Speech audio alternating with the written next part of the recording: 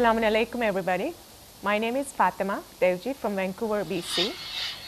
I'm here today in Karbala, and we've just finished a camp, a dental camp and a medical camp happening at the same time as we speak.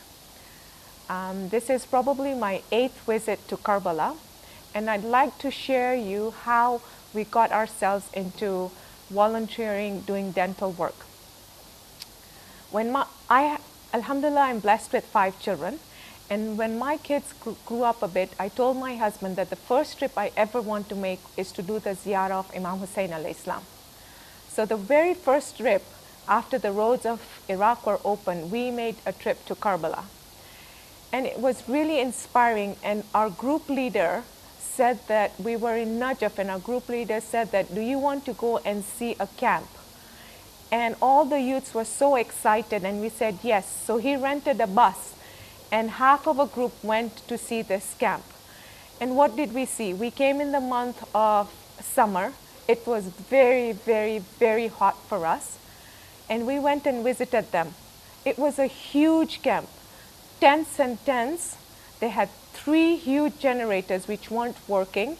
And we just walked around, and we were so hot.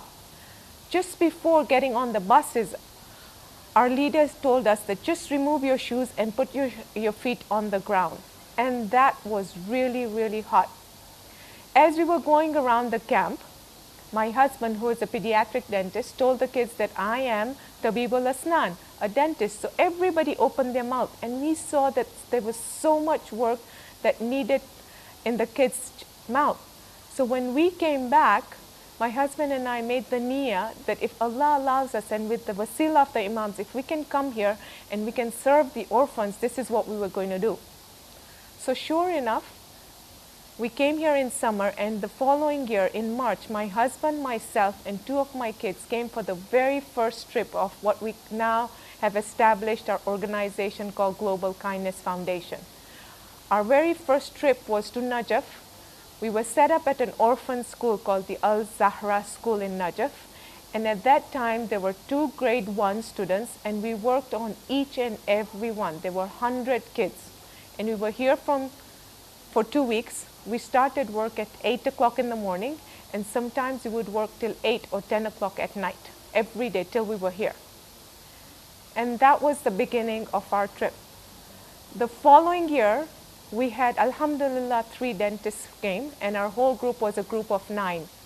And then we had 5 dentists, and alhamdulillah, today we have come with a group of 9 to 11 dentists, and our whole group is made up of 45 people. And each and everybody, with all their services and all their heart, try and make a difference, the little difference to the orphans which we go and treat. So the very first experience I had coming to Karbala was when I was 12 years old. And I still remember all the roads in Karbala, and I still remember the haram. I still remember walking with my parents. I still remember taking the horse cart going from one haram to the other. But when I saw Imam Hussein's haram, it was different. I was in awe. I really didn't know what I was seeing. I had tears in my eyes flowing down, and I just wasn't understanding the feeling I had. It's undescribable feeling you get. And it makes you feel humble. It makes you feel wanting to come here more and doing something in the name of Imam Hussein alayhi salam. The next trip which I ever made was with my children. And my niyyah was that I prayed to Imam Hussein alayhi salam that I'm not only praying for my children, but for all the youths in the whole world, that through his wasila, we are all on the right path. And that's what it is, because my children at that time were teenagers. And that's what I really wanted of him. First and foremost, I thank the host for giving me this opportunity to come back again. I am very, very fortunate. There are so many people, millions of people around the world who would die to come here and have this opportunity. Secondly, I ask him to give us all the health that we are able to come back again and to help what our niyyah is, to help all the orphans around here. Because that's what we really do. And the satisfaction which we get as an organizer of Global Kindness Foundation, it takes me 1 year to organize this trip. Sometimes there are lots of roadblocks which I come across, because sometimes I may have visa issues, sometimes I may have hotel issues, but then when I get this one smile from the orphan, I feel it was worth going through all the trouble. And that's what brings me back here every year. And I do pray to our Imam that he continues to bless us, that we are able to come back over and over again. To me, I feel that when I'm working with my orphans, I'm working with my Imam. Going to the Haram with my Imam, yes, I want to go meet him. But I know the more time I spend with the Iraqi people, the more love I have for the people here.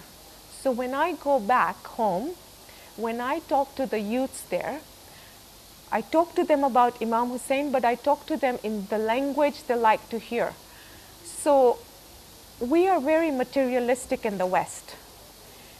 And I bring these orphans in there, and I talk to them, and I said, you know what?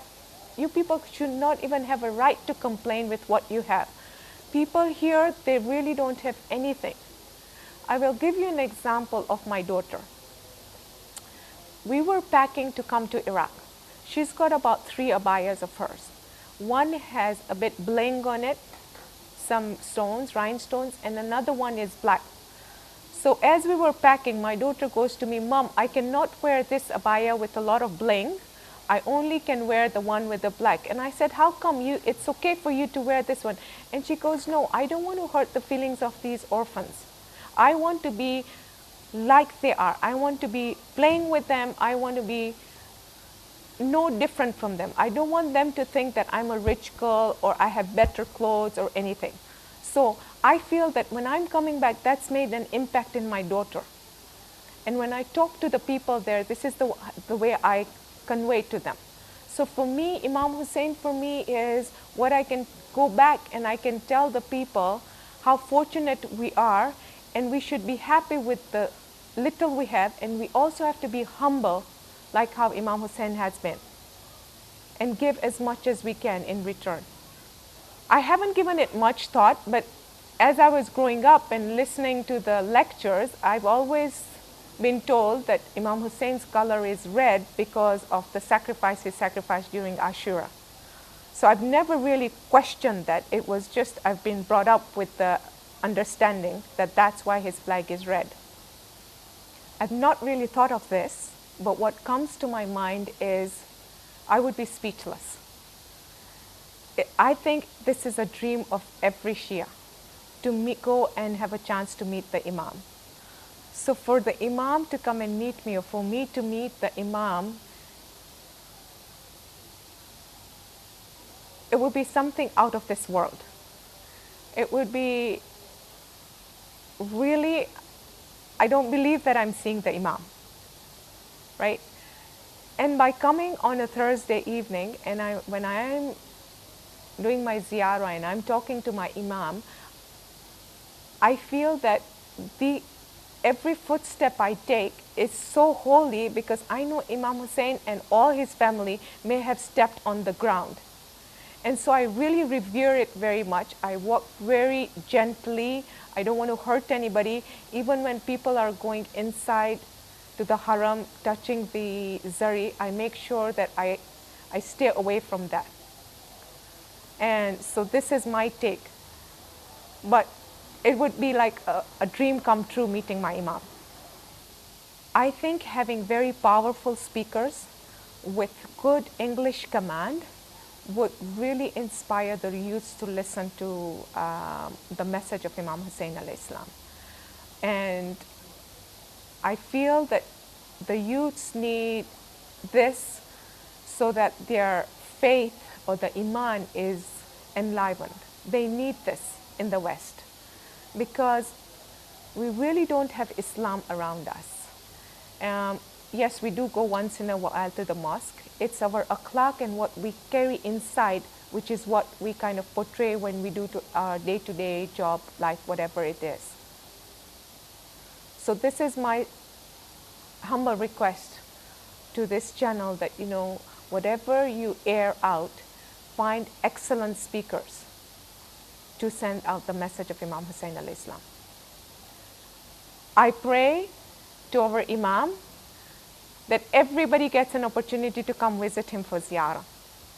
I also pray that all our youths in the world have Iman, very, very strong Imam, that today if anybody is called by our Imam, they are up and ready and there to help our Imam.